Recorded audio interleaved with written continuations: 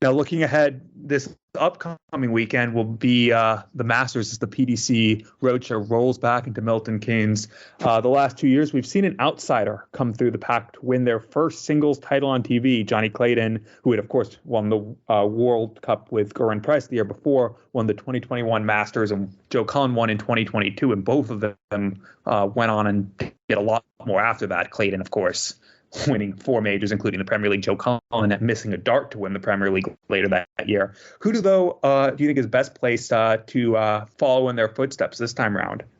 Yeah, I thought this was an interesting topic to discuss on the show because we won't go too in depth on the Premier League this week, but at the time of recording, we don't have that lineup a little over a week now before the opening night in Belfast. But the last 2 years, we have seen that Premier League carrot dangled in front of the players at the Masters, and the two players that you mentioned there that have grasped that opportunity with both hands. Johnny Clayton, 2021, first of all, making the most of the Masters, being extended from 16 players to 24 for the first time that year. That got him in the field and doesn't get talked about enough, I don't think, but winning through 4 last leg deciders to beat Jose de Sousa, Michael van Gerwen, James Wade, Peter Wright to make the final, and then getting past Mervyn King to win the Masters and getting the Premier League. And then 12 months ago, Joe Cullen's impressive run to the title and the standout result from that in 2022, beating Gary Anderson 10-1 with a 106 average, then going on to beat Dave Chisnall in the final. So the last 2 years, we've had finals where both players were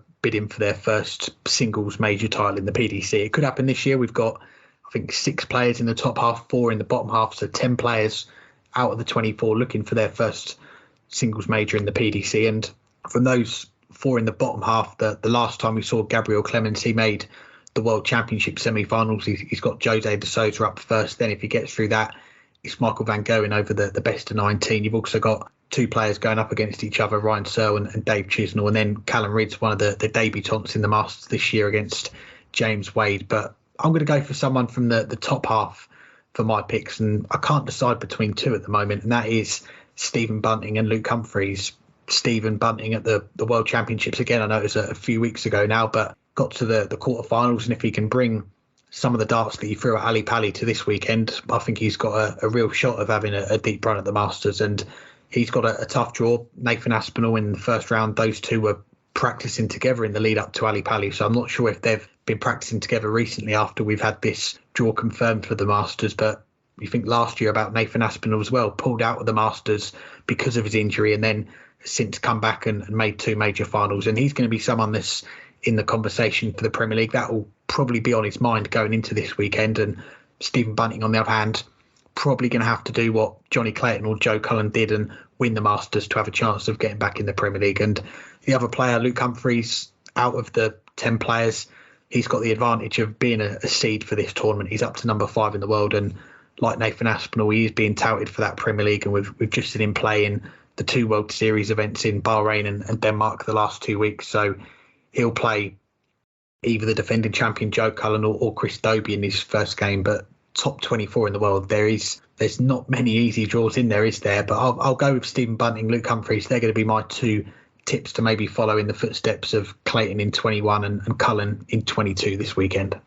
You mentioned some of the players I was going to mention. I was actually going to start with Bunting as well. And I mentioned I think right before the World Championships last year, that Bunting had been threatening something all year. He had been playing really well in the Players' Championships. Last year, he finished across the Players' Championships, excluding Darrell Pilgrim because he only played 1 match. Granted, he averaged nearly 100 in that. But throwing him out because he only played 1 match, Bunting was 15th for averages last year in the Players' Championship event. So it's 9 above what his overall order merit is. He was ahead of Nathan Aspinall. We talked about having a really good year. He was also ahead of Danny Knopper, who won a major, Dimitri Vandenberg, Joe Cullen, Christopher Tyskie, a bunch of these players who are also in this field and also, looking to play into the Premier League.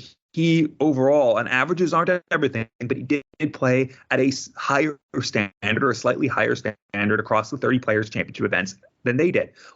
The other end was that he really was struggling on television. He was not playing his best events in the major tournaments and up until the World Championships when he went on a good run yet again and was able to do just enough to defend and stay in the top 24 because, of course, he had that semifinal run that he was defending from a couple years ago and he was threatening to drop quite a bit had he not gone on a good run. but he hadn't done it on television. He had it on the floor, and I really think he has been threatening.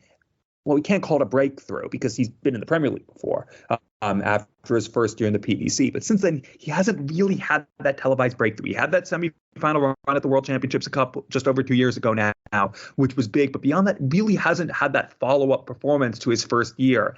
But I think he's playing at the level where he's threatening it, and he has an opportunity. Nathan Aspinall, who he was just ahead of in the averages last year, is his first-round opponent. Danny Noppert, who hasn't fully kicked on from the since winning the UK Open, is his potential second round. That could get him into the quarterfinals. When I was going to say Michael Smith would wait, but it could be Damon Hedda, it could be Ross Smith, and I'm going to get to Hedda in a second. But it's an opportunity for Stephen Bunting, and I think if he can continue with that World Championship form, if he can continue with his Pro Tour form, which was fantastic, that breakthrough is around the corner. Stephen Bunting is on the precipice of reestablishing himself at the top of the PDC darts. This is a huge opportunity for him. But Damon Head is another one. It looked like that breakthrough in television was coming. He kind of dropped off at the back end of the year. He went from looking at one point like he was one of the top 4 players in the world, and I think at one point he was up to third or fourth in the Darts Oracle Power Rankings at one point in the middle of the year because of the level he was playing at on the Euro Tour and what he was doing even on television, even though it didn't lead to a title. Damon Hedda has been on the cusp, but he has given a tough draw. Ross Smith, of course, we talked about last week. We've talked about a bunch since winning the European Championships. He looks the real deal now. And that could have been his nickname if it wasn't taken. I know a lot of people suggested that when he was going through his potential new nicknames, but of course the real deal already exists, so Ross Smith couldn't take that. But he does look the real deal recently. And then obviously Michael Smith is another potential second round. That stands in the way of Damon Hedda making that a deep run here. But he can beat them. If he gets back to playing like he did in the first half of the year, he is live to win this title. And I do think he has a television title in him, not just obviously the World Cup, but a singles television title. And that maybe makes him the spiritual successor to Johnny Clayton. Because as we mentioned, Johnny Clayton won the Masters for his first singles title right after having won the World Cup the year before. Damon Hedda has that chance to follow in his footsteps. And I'll mention just one more player as a potential breakthrough, and that's Dirk van Dijvenbode. Came within a leg of winning a title last year in the World Series finals. He's been to the Grand Prix final.